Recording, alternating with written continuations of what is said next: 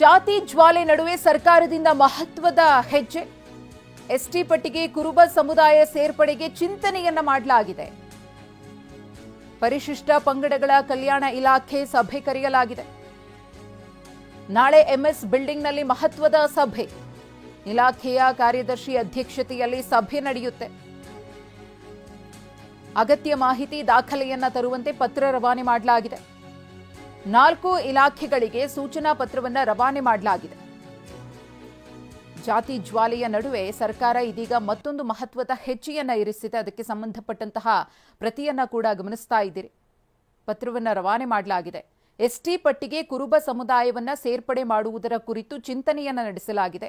ಈ ರೀತಿಯಾಗಿ ನಿರ್ಧಾರವನ್ನ ತೆಗೆದುಕೊಂಡು ಮುಂದೆ ನಡೆದಿದ್ದೇ ಆದರೆ ಯಾವ ರೀತಿಯ ಪರಿಣಾಮಗಳು ಆಗಬಹುದು, ಅದರ ಸಾಧಕ ಬಾಧಕಗಳ ಬಗ್ಗೆ ಚರ್ಚೆಯನ್ನ ಮಾಡುವ ನಿಟ್ಟಿನಲ್ಲಿ ಈ ಸಭೆಯನ್ನು ಕರೆಯಲಾಗಿದೆ. ಪರಿಶಿಷ್ಟ ಪಂಗಡಗಳ ಕಲ್ಯಾಣ ಇಲಾಖೆಯ ಸಭೆ ಕರೆಯಲಾಗಿದೆ. ಎಂಎಸ್ ಬಿಲ್ಡಿಂಗ್ನಲ್ಲಿ ನಾಳೆ ಈ ಮಹತ್ವದ ಸಭೆ ನಡೆಯುತ್ತೆ. ಇಲಾಖೆಯ ಕಾರ್ಯದರ್ಶಿಯವರ ಅಧ್ಯಕ್ಷತೆಯಲ್ಲಿ ಈ ಸಭೆ ನಡೆಯುತ್ತೆ. ಇದಕ್ಕೆ ಸಂಬಂಧಪಟ್ಟಂತೆ ಅಗತ್ಯ ಮಾಹಿತಿ ಮತ್ತು ದಾಖಲೆಗಳನ್ನು ತನ್ನಿ ಅಂತ ಹೇಳಿ ಈಗಾಗಲೇ ಪತ್ರವನ್ನ ಕೂಡ ರವಾನೆ ಮಾಡಲಾಗಿದೆ. ಆ ಪತ್ರದ ಪ್ರತಿಯನ್ನ ಗಮನಿಸ್ತಾ ಇದ್ದೀರಿ. 4 ಇಲಾಖೆಗಳಿಗೆ ಸೂಚನಾ ಪತ್ರವನ್ನ ರವಾನಿಸಲಾಗಿದೆ. ಈ ಕುರಿತು ಮತ್ತಷ್ಟು ಮಾಹಿತಿಯನ್ನ ಕೊಡೋದಕ್ಕೆ ನಮ್ಮ ಪ್ರತಿನಿಧಿ ಪ್ರಸನ್ನ ಇದೀಗ ನೇರ ಸಂಪರ್ಕದಲ್ಲಿದ್ದಾರೆ. ಪ್ರಸನ್ನ, ಎಸ್ಟಿ ಪಟ್ಟಿಗೆ ಕುರುಬ ಸಮುದಾಯವನ್ನ ಸೇರ್ಪಡೆ ಮಾಡುವುದರ ಬಗ್ಗೆ ಚಿಂತನೆ ನಡೀತಾ ಇದೆ ಅನ್ನೋ ಮಾಹಿತಿ ಸಿಕ್ಕಿದೆ. ಆ ನಿಟ್ಟಿನಲ್ಲಿ ನಾಳಿನ ಸಭೆ ಇದೆಯಲ್ಲ, ಇದು ಎಷ್ಟು ಮಹತ್ವವನ್ನ ಪಡೆದುಕೊಳ್ಳುತ್ತೆ ಪ್ರಸನ್ನ? ಮಧುಶ್ರೀ, ಕುರುಬ ಸಮುದಾಯವನ್ನ ಎಸ್ಟಿ ವರ್ಗಕ್ಕೆ ಸೇರ್ಪಡೆ ಮಾಡಬೇಕು ಅನ್ನುವಂಥದ್ದು ಇವತ್ತು ನಿನ್ನೆಯ ಹೋರಾಟವಲ್ಲ.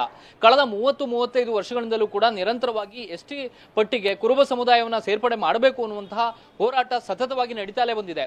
ಒಮ್ಮೆ ದೇವರಾಜ ಅರಸು ಅವರು ಕುರುಬ ಸಮುದಾಯವನ್ನ ಎಸ್ಟಿಗೆ ಸೇರ್ಪಡೆ ಮಾಡೋದಕ್ಕೆ ಕೇಂದ್ರಕ್ಕೆ ಶಿಫಾರಸನ್ನ ಮಾಡಿದ್ರು. ಅವತ್ತಿನಿಂದ ಇವತ್ತಿನ ತನಕವೂ ಕೂಡ ನಿರಂತರವಾದ ಪ್ರಯತ್ನಗಳು ಸಾಗಿ ಬಂದಿದ್ದಾವೆ ಹೊರತು ಇಲ್ಲಿಯವರೆಗೆ ಕುರುಬ ಸಮುದಾಯವನ್ನ ಎಸ್ಟಿಗೆ ಸೇರ್ಪಡೆ ಮಾಡೋದಕ್ಕೆ ಒಂದು ತಾರ್ಕಿಕವಾದಂತ ಅಂತ್ಯ ಎಲ್ಲೂ ಕೂಡ ಸಿಕ್ಕಿಲ್ಲ.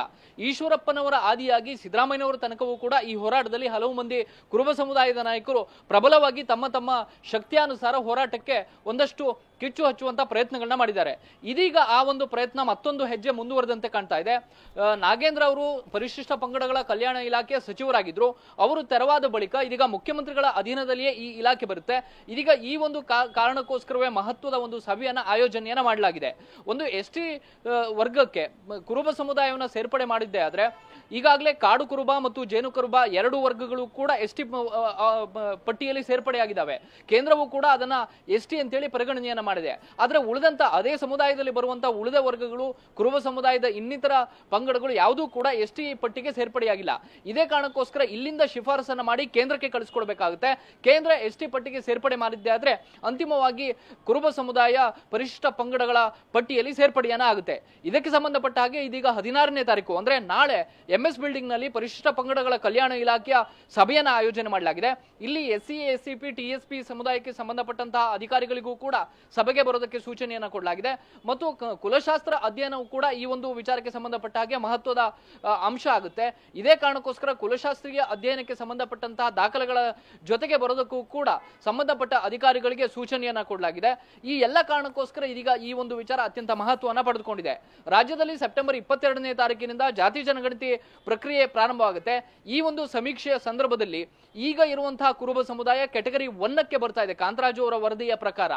ಈಗ ಮುಂದಿನ ದಿನಗಳಲ್ಲಿ ಕುರುಬ ಸಮುದಾಯವನ್ನ ಎಸ್ಟಿಗೆ ಸೇರ್ಪಡೆ ಮಾಡಬೇಕು ಅಂತಂದ್ರೆ ಅದಕ್ಕೆ ರಾಜ್ಯ ಸರ್ಕಾರ ಮನಸ್ಸು ಮಾಡಬೇಕಾಗುತ್ತೆ. ರಾಜ್ಯ ಸರ್ಕಾರದ ವತಿಯಿಂದ ಇದು ಕುಲಶಾಸ್ತ್ರದ ಅಧ್ಯಯನದ ವರದಿಗಳನ್ನ ಆಧರಿಸಿ ಕೇಂದ್ರಕ್ಕೆ ಶಿಫಾರಸು ಮಾಡಿದ್ರೆ ಕೇಂದ್ರ ಪರಿಶಿಷ್ಟ ಪಂಗಡಗಳ ಪಟ್ಟಿಯಲ್ಲಿ ಕುರುಬ ಸಮುದಾಯವನ್ನ ಸೇರ್ಪಡೆ ಮಾಡೋದಕ್ಕೆ ಅನುಕೂಲ ಆಗುತ್ತೆ. ಈ ಕಾರಣಕ್ಕೋಸ್ಕರ ಇದೀಗ ರಾಜ್ಯ ಸರ್ಕಾರದ ಆಯಕಟ್ಟಿನ ಜಾಗದಲ್ಲಿ ಇರುವಂತಹ ಸಿದ್ದರಾಮಯ್ಯನವರು ಈ ಒಂದು ಮಹತ್ವದ ಹೆಜ್ಜೆಯನ್ನ ಇಟ್ಟಂತೆ ಕಂಡು ಬರ್ತಾ ಇದೆ. ಇದೇ ಕಾರಣಕ್ಕೋಸ್ಕರ ಇದೀಗ ರಾಜ್ಯದಲ್ಲಿ ಜಾತಿಯ ಬೇರೆ ಬೇರೆ ಸ್ವರೂಪಗಳು, ಬೇರೆ ಬೇರೆ ಚರ್ಚೆಗಳು ನಡೀತಾ ಇರುವಂತಹ ಈ ಸಂದರ್ಭದಲ್ಲಿ ಕುರುಬ ಸಮುದಾಯವನ್ನ ಎಸ್ಟಿಗೆ ಸೇರ್ಪಡೆ ಮಾಡೋದಕ್ಕೆ ಸರ್ಕಾರ ಒಂದು ಹೆಜ್ಜೆ ಮುಂದೆ ಇಟ್ಟಂತೆ ಕಂಡು ಬರ್ತಾ ಇದೆ. ಮಧುಶ್ರೀ, ಧನ್ಯವಾದ ಪ್ರಸನ್ನ ತಮ್ಮ ಮಾಹಿತಿಗಾಗಿ.